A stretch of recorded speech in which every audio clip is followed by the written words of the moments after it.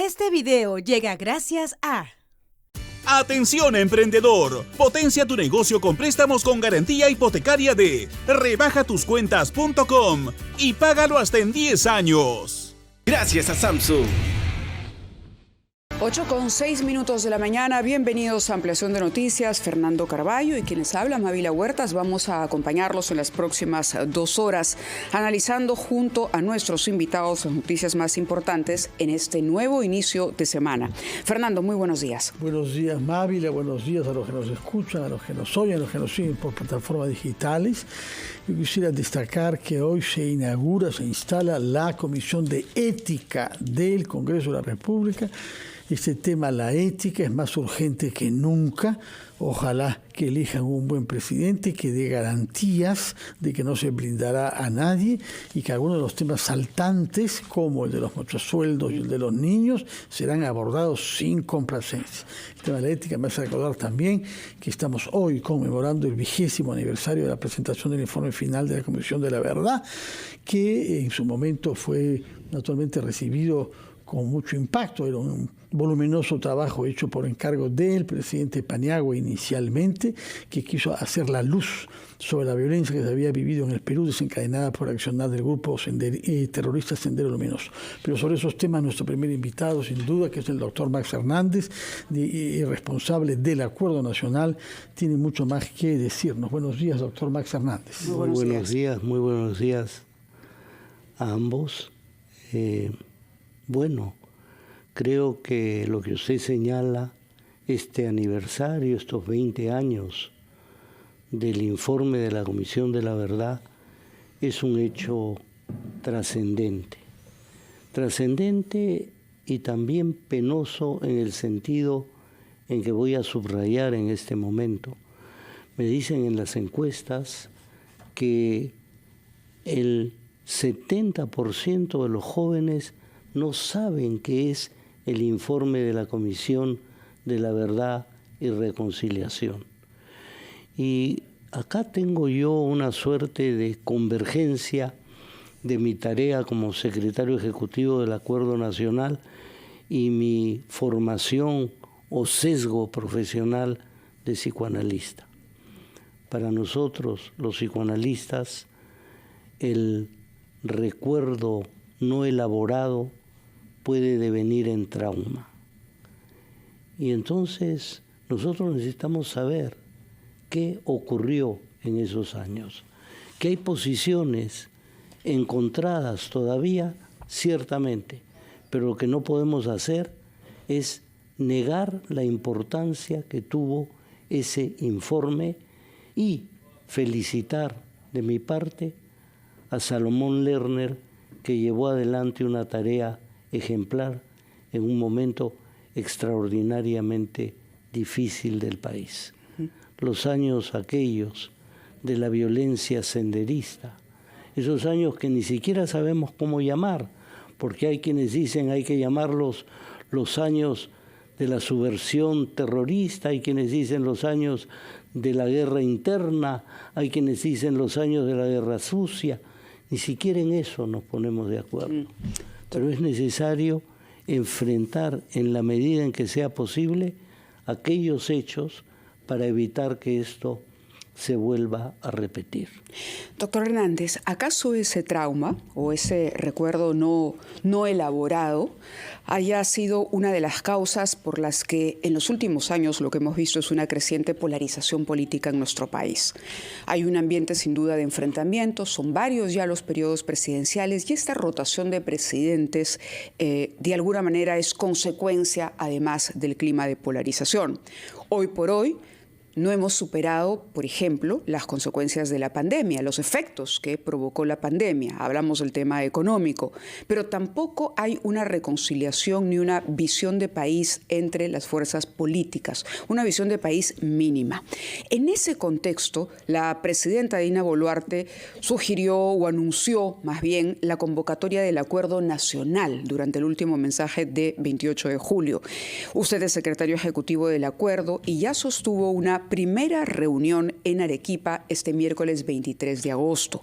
¿Qué puede decirnos sobre el camino, si existe realmente la posibilidad de que este mecanismo, conocido como Acuerdo Nacional, pueda servir o pueda poner las bases de esa agenda en común que hace tiempo los peruanos estamos esperando? Bueno, le tengo que agradecer no solo por la pregunta, sino por el preámbulo que me permite subrayar 2 o 3 cosas de lo que usted ha señalado. Sí, en el mensaje presidencial, la Presidenta de la República anunció la convocatoria al Acuerdo Nacional.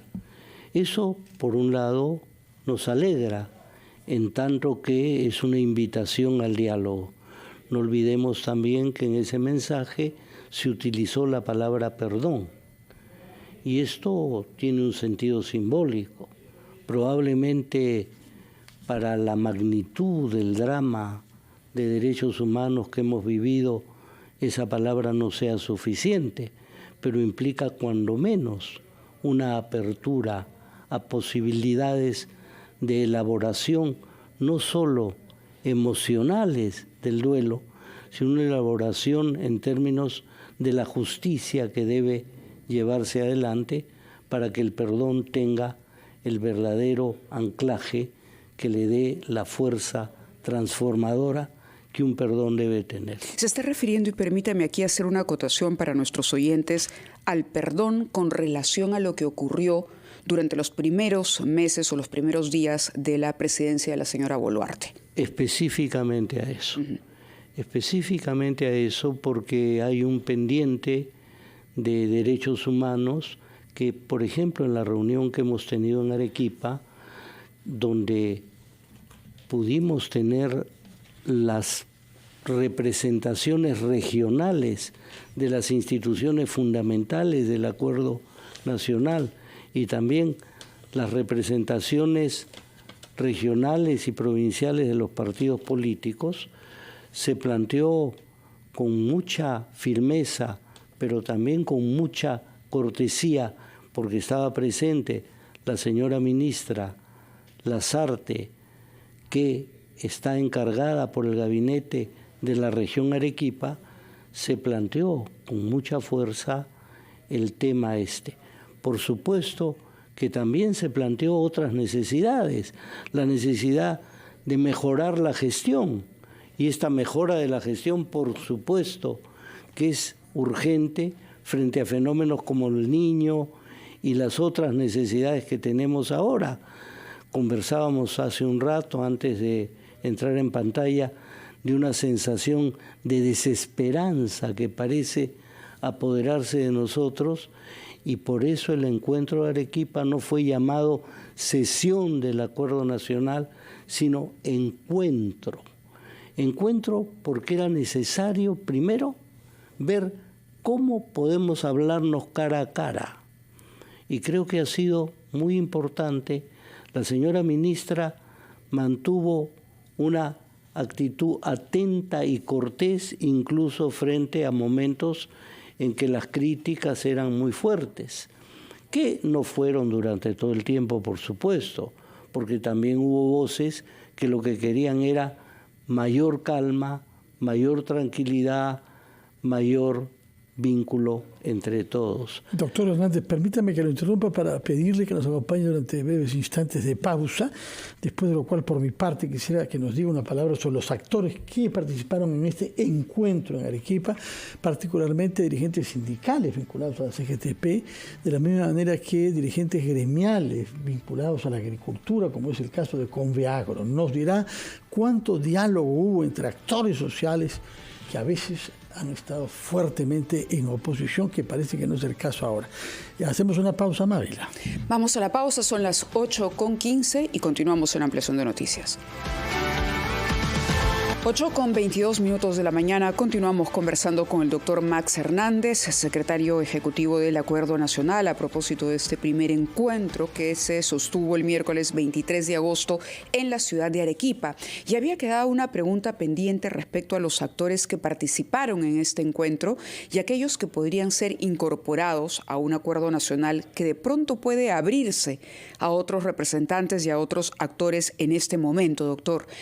Sobre los participantes en Arequipa, ¿qué podría usted comentarnos? Mire, una cosa que para mí es altamente significativa es que hubo dentro de los participantes una representante de un sindicato textil afiliado a la CGTP. Y esto es para nosotros muy importante porque la CGTP tiene una posición crítica, pero por otro lado... ¿Crítica frente al acuerdo mismo? Crítica frente a la reunión del acuerdo. Ajá. Ellos han sido siempre un pilar del acuerdo. Lo que ellos piensan es que participar en este momento de un diálogo sería, en las palabras de ellos, validar una situación con la cual no están de acuerdo. Sin embargo, vino en ese momento. Y creo que es importante que todos los conflictos se resuelvan en el diálogo, en la palabra, en el encuentro, en poder conversar. Freud decía, disculpen esta cosa, decía que el hombre que insultó a quien cruzó el límite de su chakra y no le tiró una piedra, era un pionero de la civilización. Pasar del acto a la palabra, así fuera una palabra insultante, ¿no es cierto? Entonces, esta es una presencia. La segunda presencia importante fue de los frentes de defensa regionales y una tercera presencia importante fue la de Conveagro y la Junta de Usuarios del Riego. Entonces, esas tres presencias, si estuvieran aptas a estar reunidas en una sesión del Foro del Acuerdo Nacional, sería extraordinario. Por otro lado, usted señala algo de lo cual somos muy conscientes en la Secretaría Ejecutiva y también en el Foro. Hay algunas inclusiones que sería necesario hacer. Por ejemplo. Pueblos amazónicos, por ejemplo mujeres, por ejemplo la juventud. Son tres importantísimos colectivos. El problema es que ninguno de ellos tiene una institución de alcance nacional. Sin embargo, mantenemos permanentemente vínculos con las instituciones vinculadas a estos tres grupos. ¿Cuál es el mayor obstáculo, diría usted, en este momento? El actor político que se resiste más a la participación. Y viene a la memoria Puno, por lo que decíamos antes. ¿Cómo avanza, si es que avanzó o no, la convocatoria para los sectores representados de Puno? En este momento mantenemos vínculos con algunas personas del gobierno de Puno. Y hay algunos temas que son complicados, y voy a permitirme decirlos, porque no es que me los haya hecho saber gente de grupos radicales, por el contrario, gente de la zona empresarial, por llamarla de alguna manera, gente vinculada a partidos no radicales, dicen que uno de los temas es que en Puno la palabra tiene un peso particularmente importante. Un acuerdo de palabra se respeta y ellos sostienen que no se respetó un acuerdo de palabra. Cuán válido y cuán cierto sea esto, uno podría discutirlo. ¿Cuál fue ese acuerdo, si nos permite recordarlo? Que la presidenta había mencionado en Puno que ella renunciaría si Pedro Castillo se iba. Lo que pasa es que lo que creo que se podría entender es: yo me voy si a este señor lo sacan, no después de un anuncio de golpe, ¿no? Sería la lectura que hace la presidenta. Y es una lectura válida, pero por otro lado queda el sabor amargo en una colectividad en la cual la palabra tiene un peso absolutamente fundamental.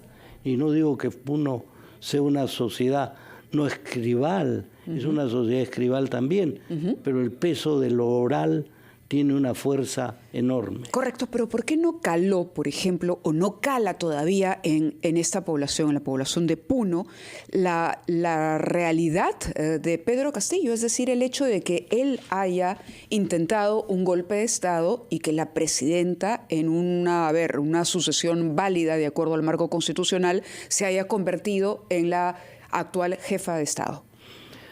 Porque una cosa son las emociones y otra cosa son las realidades fácticas. Para la población puneña, la vacancia de Pedro Castillo en virtud del golpe que había dado es simplemente la vacancia de alguien que representó para ellos esperanzas. Esperanzas que provienen fundamentalmente de un mecanismo importante en la sociología, que es la identificación con el otro. Es decir, ¿en qué medida yo siento que alguien me representa porque se parece a mí y no porque sostiene mis ideas? Entonces esta fuerza de la representación por imagen, esta fuerza de la representación por comunidad identitaria, es algo que necesitamos entender. Necesitamos entender que si bien somos un país unitario y tenemos que pensar en términos de ciudadanía, hay anhelos étnicos muy importantes, creo yo, esencialmente de reconocimiento.